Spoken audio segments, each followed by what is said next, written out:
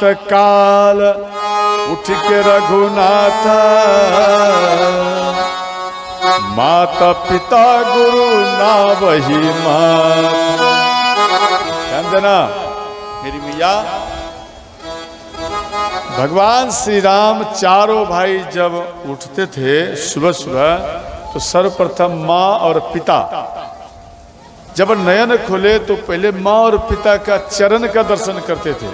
देखो,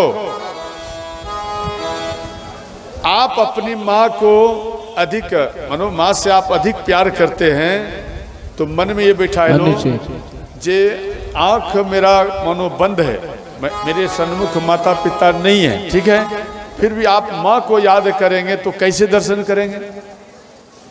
उनके रूप को नहीं, रूप को नहीं करना है, चरण केवल दर्शन करो। चरण, ये चरण मेरी मैया की कैसी हैं, मेरे पिता के चरण कैसे हैं, इनका दर्शन करना करो। आप दिल्ली जाओ, पंजाब जाओ, बंबई जाओ, चाहे जहां भी जाओ, कम से कम सुबह जब स्नान करो, अरे भगवान शिव को भी जल मत चढ़ाओ, समझ गए, मत चढ़ाओ जल, और माँ के चरण का केवल दर्शन कर लो तो भी आपको भगवान ही आपको दर्शन देंगे।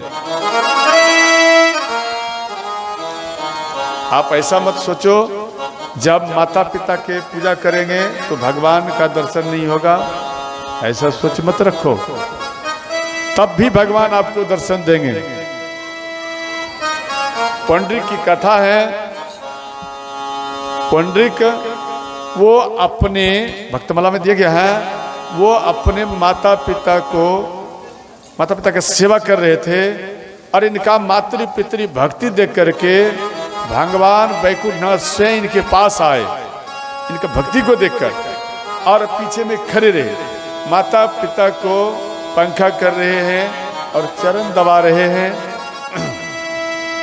इधर भगवान कह रहे हैं, पंडित देखो, हम तेरे पीछे खड़े हैं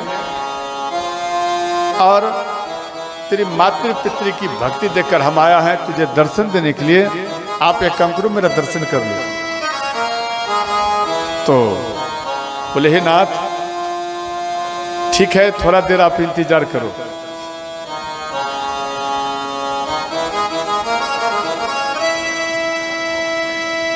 थोड़ा देर आप इंतजार करो, भगवान की तरफ मुख को भी नहीं घुमाए, बोले थोड़ा देर इंतजार करो।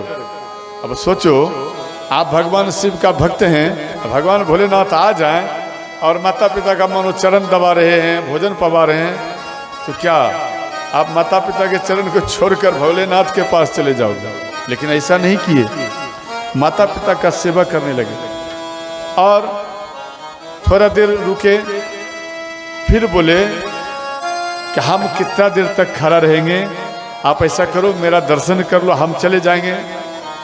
तो बोले, हे नाथ, तो एक ईंट, ध्यान देना, एक ईंट उठाकर पीछे की ओर रख दिए, बाम हाथ से, ध्यान देना, बाम हाथ से एक ईंट उठाकर पीछे को रखे, मुख को भी नहीं घुमाए, और बोले, हे नाथ आप इस पे बैठ जाओ, तब तक मैं माँ का सेवा कर रहा हूँ, पिता का सेवा कर रहा हूँ।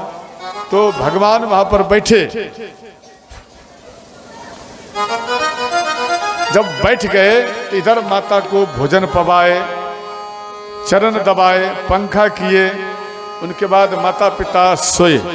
जब सो गए, इनके बाद भगवान का नंबर आया, तब भगवान को देखे, स्तुति विनती कंदमूल फल इनको पवाए, भोग लगाए। इनके बाद अब भगवान कहने लगे, देख हम तो आया था यहाँ पर आपको दर्शन देकर हम पुनः चले जाएंगे, परंतु आपके मातृ और पितृ भक्ति को देख करके अब मेरे मन में परिवर्तन हो गया। अब मन में हम सोच लिया है कि अब हम वैकुंठ को नहीं जाएंगे, अब हम तेरे ही घर में हम सदा सदा के लिए रहेंगे, यही मेरा अब इच्छा है। तो भगवान जो ईंट पर बैठाए थे भगवान को, तो ईंट को बीट बोला जाता है, समझ गए, कई देशों में बीट बोला जाता है। तो उनका नाम पड़ा विट्ठल भगवान, उसमें वैकुंठनाथ है। बोलते विट्ठल भगवान की जय। भगवान आज भी विराजमान है उनके यहाँ। सोचो, पूजन किसका कर रहे हैं? माँ और पिता का। दर्शन देने कौन आया है? स्वयं वैकुंठनाथ। अरे माता पिता के अंदर में ही भगवान को देखो, माता पिता के अंदर में देखो, इधर उधर कहाँ भटक रहे हो? हाँ, माता पिता का अंदर में भगवान को देखो, ध्यान देना।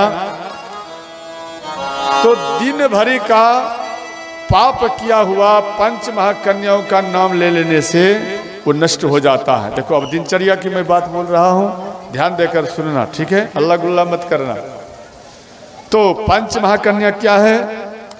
अहिल्या, द्रौपदी, कुंती, तारा, मंदोदरी, पंच नाम अस्मरे नित्यम महापातक नाशन। ये पंच महाकन्याओं का है। देखो, अहिल्या, द्रौपदी, कुंती, तारा, ध्यान देना, और मंदोदरी, ये 5 महाकन्या है। इनका नाम ले लेने से दिन भरी का, रात भरी का पाप किया हुआ वो सुबह जब आप नाम लेंगे तो वो पाप सदा सदा के लिए ही नष्ट हो जाता है।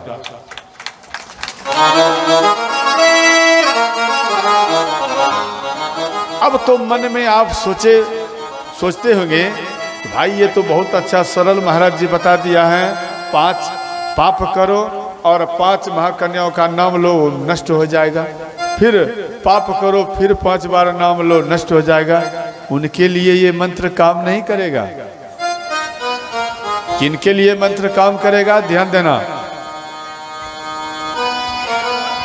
मानो अभी तक में आपने जो कुछ पाप किया है, इन 5 महाकन्याओं का सुबह सुबह उठकर जब आप पाठ करेंगे तो अब तलक जो पाप किया है वो सदा सदा के लिए ही वो नष्ट हो जाएंगे। और इनके बाद फिर दोबारा अगर पाप करेंगे जो नष्ट हुआ था ये कई गुना और आपके ऊपर बढ़ जाएंगे। ये पाप मत करना, समझ गए? तो ध्यान देना। देखो, घर में रोग होता है, आप कई प्रयत्न करते हैं रोग मिटाने का, परंतु रोग मिटता नहीं है। ध्यान देना, रोग मिटता नहीं है तो आप अपने घर में नीम का पेड़ लगाओ तो रोग में राहत होगा। इनके बाद दिया गया है जैसे पति पत्नी में मन मिलता नहीं है या अपने परिवार में मन मिलता नहीं है, बार बार लड़ते रहते हैं, तो ध्यान देना, आप अपने घर में बरगद का पेड़ लगाओ तो ये लड़ने का समस्या वो शांत हो जाएगा। इनके बाद दिया गया है संतान होता है मर जाता है और किसी को संतान होता ही नहीं है। ध्यान रखना, वो व्यक्ति वंशज पुराण लाकर अपने पास वो रखे, वो भी सिरहाने में। ध्यान देना, वो वंशज पुराण ला के रखे और अनार का पेड़ वो अपने घर के अगल बगल या ऊपर में चाहे जहां भी हो व्यवस्था कर उस अनार का पेड़ को लगाओ। तो ध्यान देना, ना चाहने पर भी आपके घर में संतान की ही प्राप्ति होगी। और दूसरा, कहीं भी जाओ कथा सुनने के लिए, कथा सुनो,